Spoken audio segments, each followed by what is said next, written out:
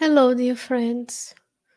Welcome to another program here at Kardec Radio, where we are talking about the Spiritist magazine, this beautiful, most enlightening publication from the International Spiritist Council every Tuesday at 8 p.m. Eastern Standard Time and on demand whenever you want to watch this on Facebook or YouTube. You can find us. And this is a great opportunity for you and I to discuss one of the articles of the Spiritist magazine. And by no means, this is a short program. There are many, many, many resources after 12 years of publication in English, 51, 51 issues. There's just so much that you and I can, 52 issues. I was just checking the latest issues number 52. Soon there will be another release of the new issue of the Spiritist magazine every 3 months. The good spirits inspire the editors, the graphic designers, the authors, and the writers to put this beautiful publication together. So remember, you can always go to spiritistmagazine.org.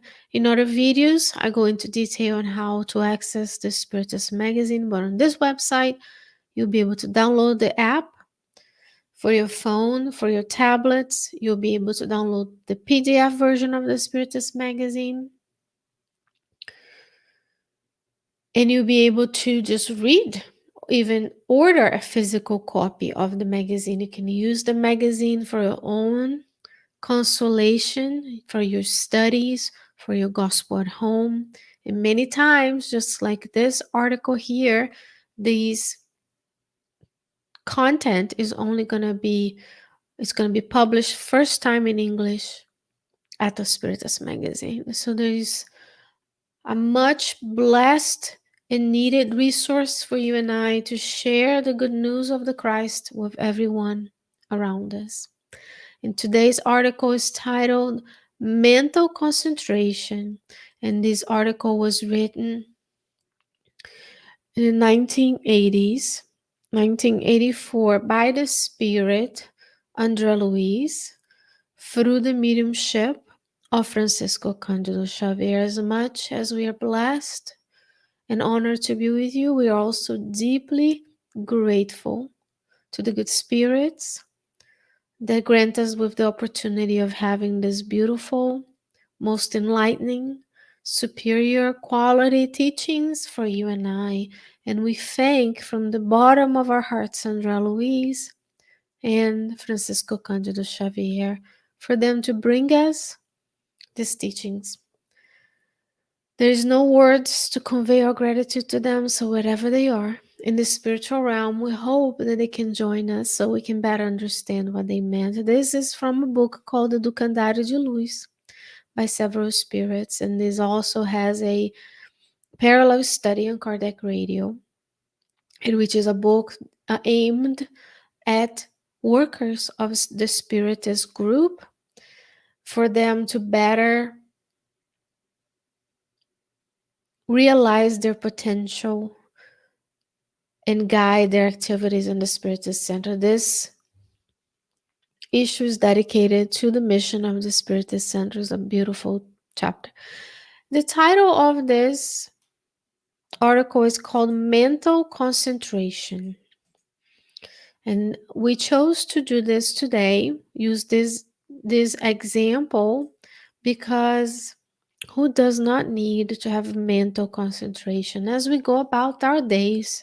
In the beginning of this chapter, this article, I'm going to bring some aspect for our discussion. Andrea Luiz will discuss that sometimes when we are going about our activities at the Spiritist Center, the circles of faith, appealing to the help of Christ, we put ourselves in a posture of external silence, but yet we have inner shouting, inner turmoil. How many times do we find ourselves looking calm, looking okay, but mentally we are going through these torments in our minds and our thoughts. So it was very fitting for us to talk about mental concentration, even though the the teachings were aimed at Spiritist workers. We can apply it to our daily lives, whichever way we find it, in our homes, in our workplaces, while interacting with the world out there, who does not need to have some mental concentration in order to go about our days, correct? So he's saying here, companions of the ideal concentrate with flawless exterior silence, sustaining an inadequate inner shout. So people are trying to do the work. They look like they're calm, yet they're shouting inside. However, we must ask ourselves what resources we are putting together. And he will say a little bit in the middle of the chapter, it's imperative to remember that it's up to us to revisit in such attitude the results of our daily lives, the little prizes acquired in the regeneration of ourselves, and the vibrations that is spreading along our path. So this is why we chose this. We need to talk about we are a reflection of everything that we do, everything we think, everything we feel, the ideas that we have, and ultimately the actions we have in this world, because we're co-creators with God, as Andrea Luiz is going to bring to us in the book Evolution in Two Worlds. So when we are trying to do the works of the good, it's always important that to understand that we bring with us the result of every little activity that we're doing in our daily lives. Then he will offer 10 reminders. He says here, this is why we unpretentiously offer our companions some reminders in which we consider of importance in guaranteeing our spiritual concentrations. And that's why, what are those reminders that you and I can use in our daily lives in order to achieve this mental concentration that is so important for the works of the good? We're going to see it in a minute. He will say,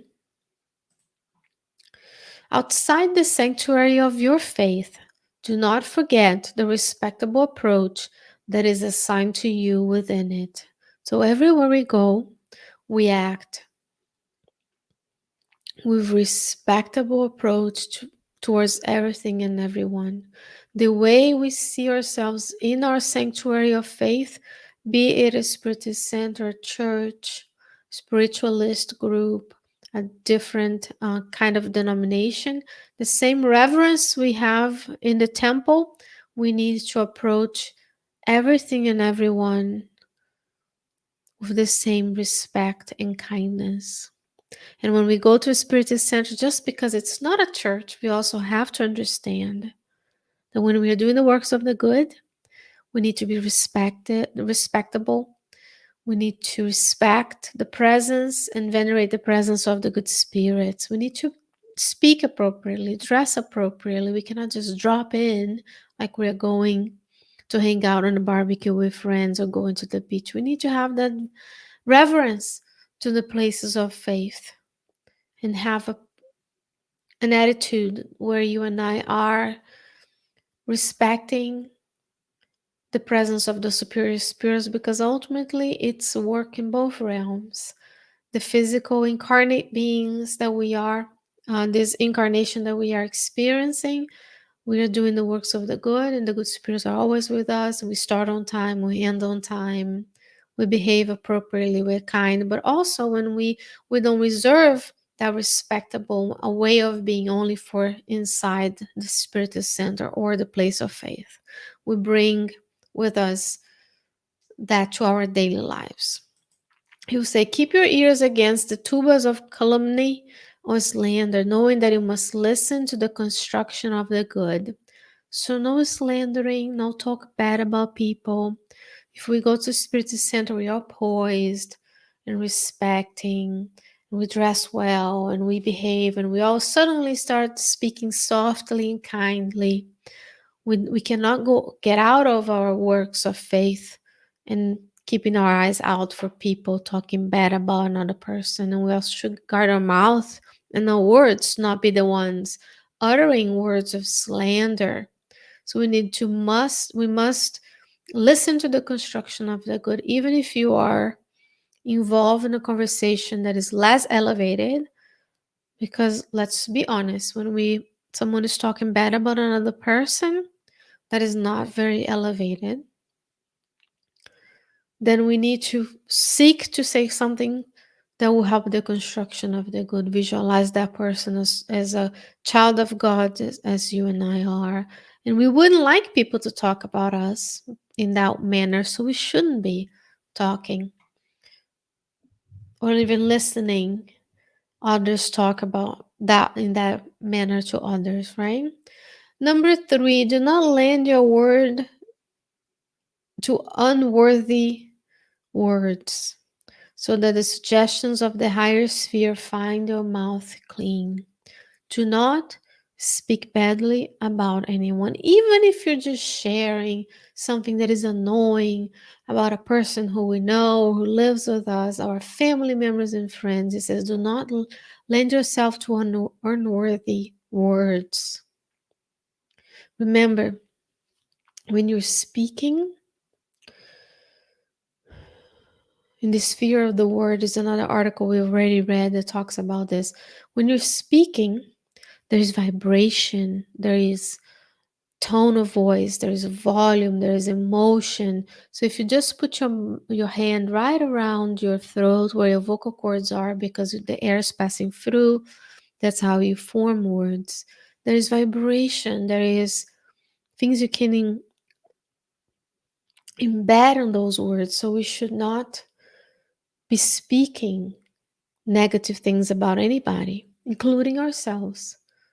No humble brag, not putting ourselves down so that we can hear people praise us, not minimizing our contribution, but not also thinking that we're better than everybody else. Remember, when we are here talking to you about this, we are carriers, we're messengers. All of the hosts are messengers. All of the mediums are messengers. We may admire folks, but we shouldn't idolize them. Not just because they're saying things, it means that they're better than anybody else. So we need to really wait for the suggestions of the higher sphere so our mouth is clean. Those are hard things to do. Otherwise, the spirits wouldn't be bringing it to us. It is possible because we know a lot of people out there who only speak the good and who not allow other people to speak badly. So we combine listening. When we listen to things, we search for the construction of the good. What is good in that person that I'm listening negative things about? And when I speak, I need to be coherent. I cannot be looking for negative things in people's speech to commiserate with, to add to. We also need to speak in a way that is coherent with looking for that construction of the good. So when the good spirits come to us, they will find us a good vessel where we can transmit their message. Even if you're not mediums, we're still ostensive mediums. We're still transmitting their message in terms of they can come to us, inspire us to do the good, to serve, to donate, to volunteer, so on and so forth. He will say, do not fixate your eyes onto the faults of others, understanding that you have been called to see in order to assist others. So when we see things, we don't look for the speck on our brother's eyes. Because if we're allowed to see the blessing of vision in a world that is not yet designed for those with disabilities, if we're allowed to see things, we need to fixate our eyes not on the faults of others, but in their goodness. So combining the hearing, the ears, the mouth, the eyes, those are the senses from which you and I perceive the world. The same way we're allowed to hear and listen to things, we need to listen for the construction of the good. We need to speak in a manner that the higher spheres will find our mouths clean, speak goodness, And then when we see things, we don't look for the defective. We don't focus on what's negative. We don't focus what's missing. We focus on what's been created for the good. Of course, we need to call on to evil so that can be corrected, but we can also do that with kindness. So don't fixate your eyes on the faults of others. You say, fulfill your everyday duty, however unpleasant or embarrassing it may be, recognizing that education does not arise without discipline. Even if we don't like what we're doing, imagine if we were doing a job that is not as pleasant in the eyes of the physical existence of the incarnate being. We need to have discipline. We still need to do the things, fulfill our everyday duties in a manner in which we're serving. We're serving. How can I serve you more? Let's give an example from our times. We might all agree that cleaning toilets is not a pleasant activity, right? However, if you are in the position that you're getting into people's homes and ultimately cleaning the rooms, which include cleaning bathrooms, you can still do it in a manner that fulfills your duty. You can visualize the good spirits using your hands, not only to remove the physical dirt, but also the spiritual fluids that accumulate that are not negative. You can pray while not think about dinner, about your problems, not talking on the phone and complaining about your family to another person. It shouldn't be just mechanical. But then you can infuse goodness in your words. You can visualize the good spirits coming and help you clean. You can pray for the people who live in their homes. You can bless their homes. See how you can fulfill your duty and still transform something that might end up not being positive or pleasant, but it's needed to be done. So you can do that in a manner that you're recognizing that right now in this world, this is the duty I have to fulfill, then I will have the discipline to do so. Learn to find time to live with good books, improving your own knowledge. Friends, good books, good YouTube, good podcasts, good TV, Netflix, streaming services in general. We cannot, in a sense, waste our time in content that is not elevated. Because when you watch something that has to do with slander, with negativity, with murder, with gossip, and there's a lot of that out there for you to spend hours and hours binge watching, you are lowering your vibration. Your brain is interiorizing those images and you're living that experience, and that is going to be stored in a spiritual memory. Now you are tuning with the spirits who like to be on that lower level vibration. So we need to find time to live with good books. The series under Luiz is perfect because not only it's very easy to read, it has so many details and examples of people who did things while incarnated they regret. Example, under Luiz, when he's describing the book No Solar, his experience in Non Solar, where he describes, I drank, then I got a liver disease. I had extramarital affairs, I got syphilis. You don't have to drink and become an alcoholic to go for the experience of being the lower zones, to know that that's what's going to be out there if you choose to engage in that activity. You can learn from those examples as case studies, typical of healthcare and medicine. We discuss cares. We discuss cases that are rare. We don't need necessarily to see a patient that has the disease. We publish it so that other people can learn from that case next time they see something, they have more information. Improving your knowledge, that ultimately is all you're going to take from this life. Your moral improvement, the things you learned, the goodness you created in the world, the debts you acquired, the things you repaid, none of the physical is going to go anywhere. So living with good content is imperative these days. It's imperative that you curate your and I say you, I'm including myself, we curate, and we create our feeds in a manner we're not those grooming, looking for what's wrong in the world, but we are praising those who are trying anonymously to improve the lives of everyone. So it's imperative that when you're watching your TV, your Netflix, your streaming device, because there's a million of them now, your YouTube channels, in the future, whatever kind of service and ways we consume media, it's imperative that we think, we apply the teachings in our daily lives. Who is here with me right now?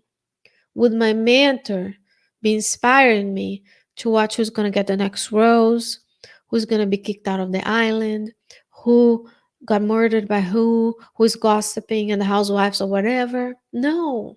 The mentors would be saying to you, look at your child, look at your spouse, look at your friend, call someone who is in need.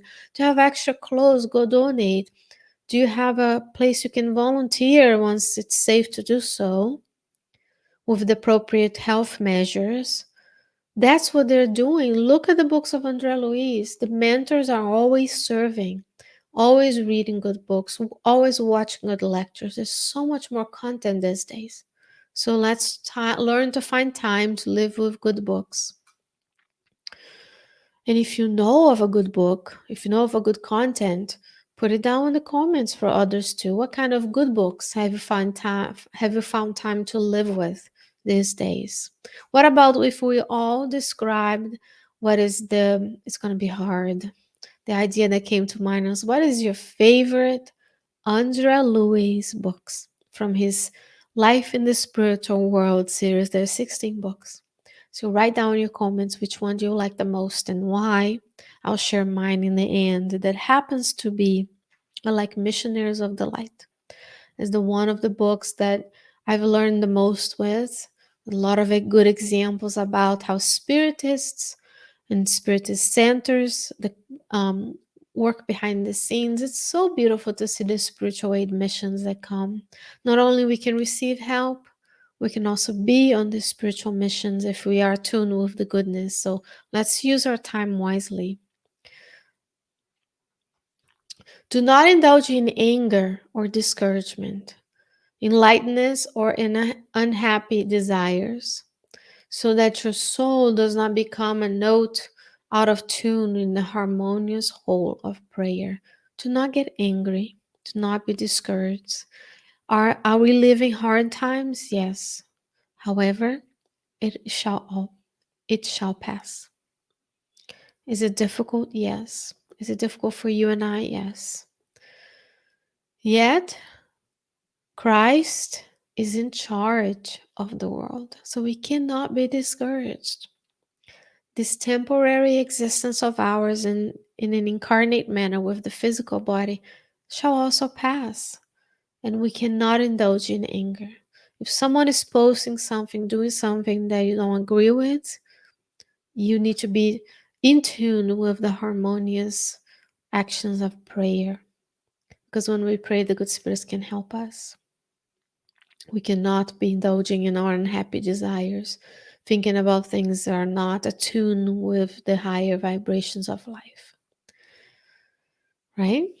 No anger. Walk in a climate of optimism and goodwill towards all, from those who are still entrenched in lack of goodness, ignorance, or evil, whose actions are completely misaligned with God's laws, to those who we admire and believe their actions are completely aligned with God's laws, which on the earth there aren't many examples because we're still a world of trials and expiations, but we do have missionaries each and every day.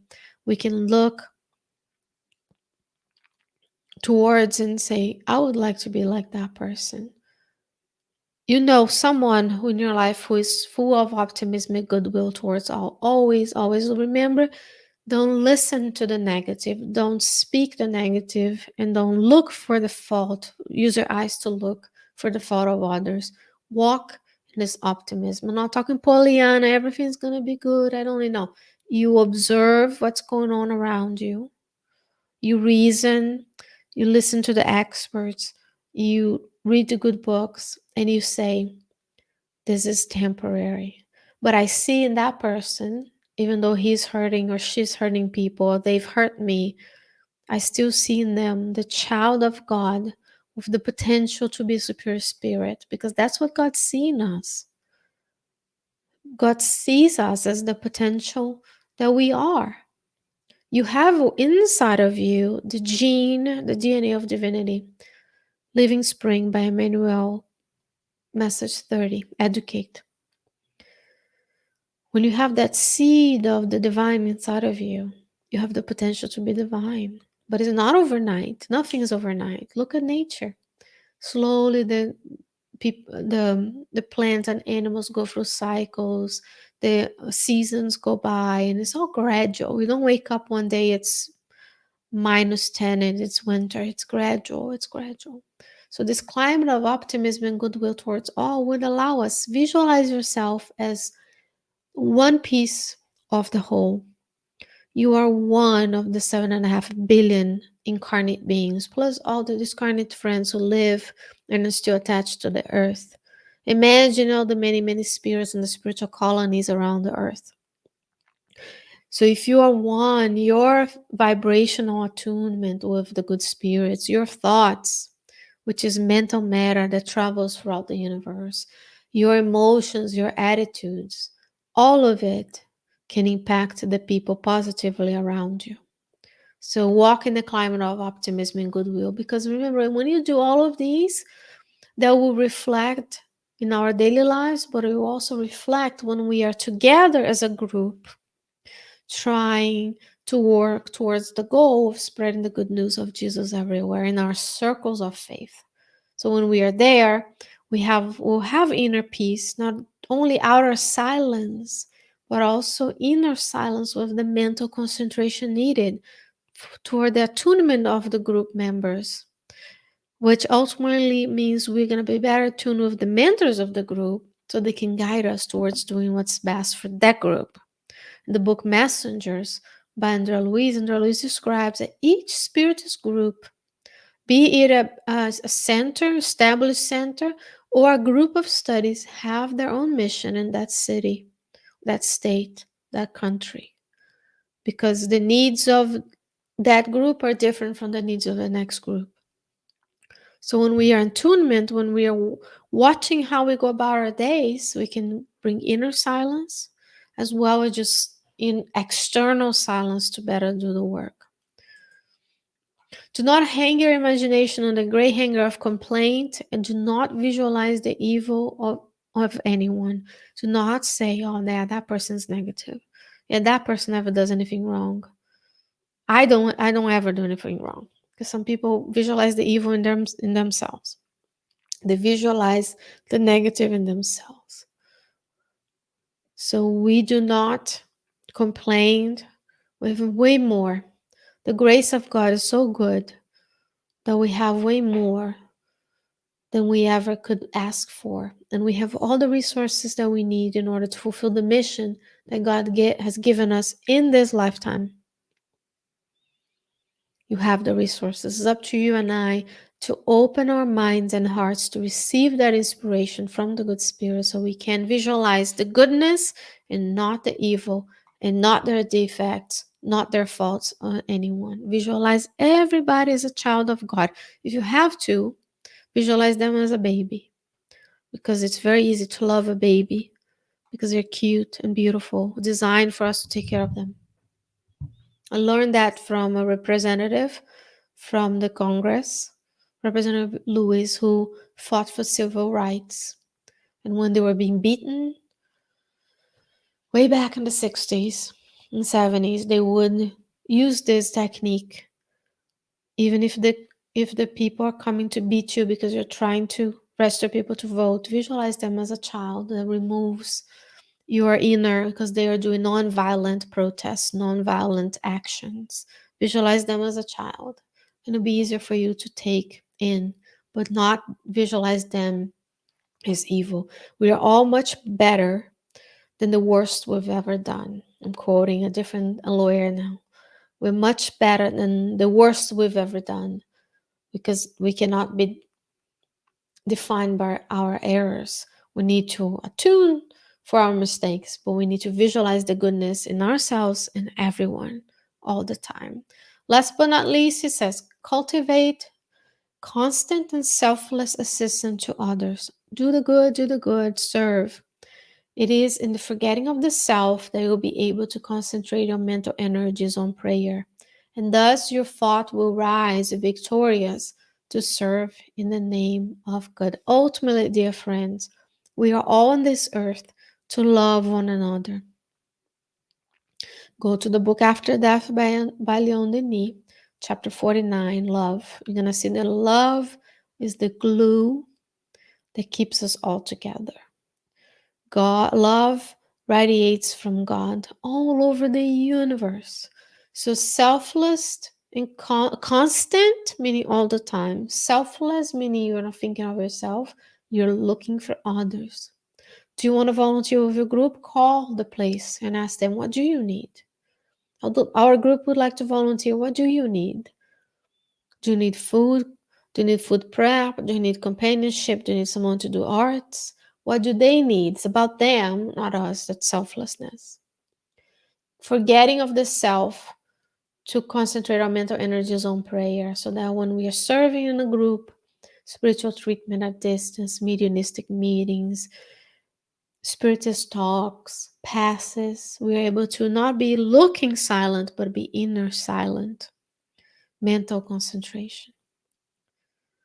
We need to stop thinking about myself, my things, my family, my job, and see yourself as a part of the whole.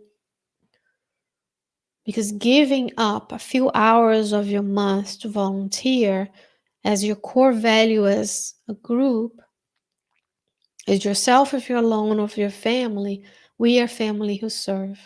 There's no better way to teach than when you are out there fulfilling the needs of someone and teaching yourself and your loved ones.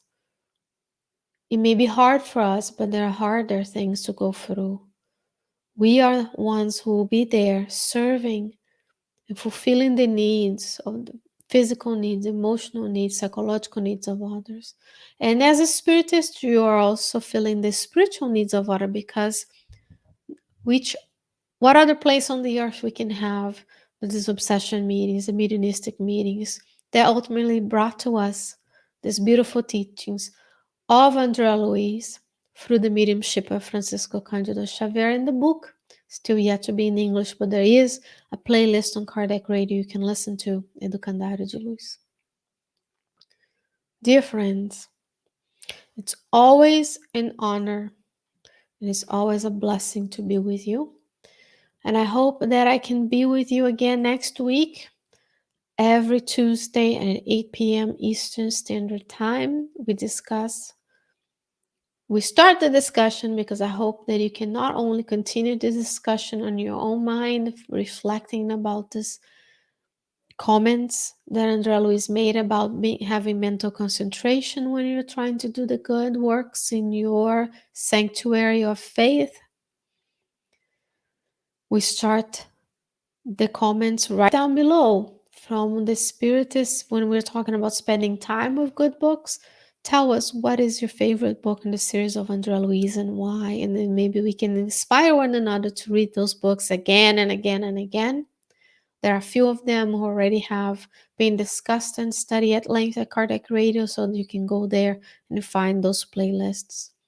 And until I can meet you again next week on Tuesdays at 8 p.m. Eastern Standard Time, I hope that you have a blessed day, a blessed night, a blessed week. God willing, I'll be back. Until then, stay safe, stay well. See you soon.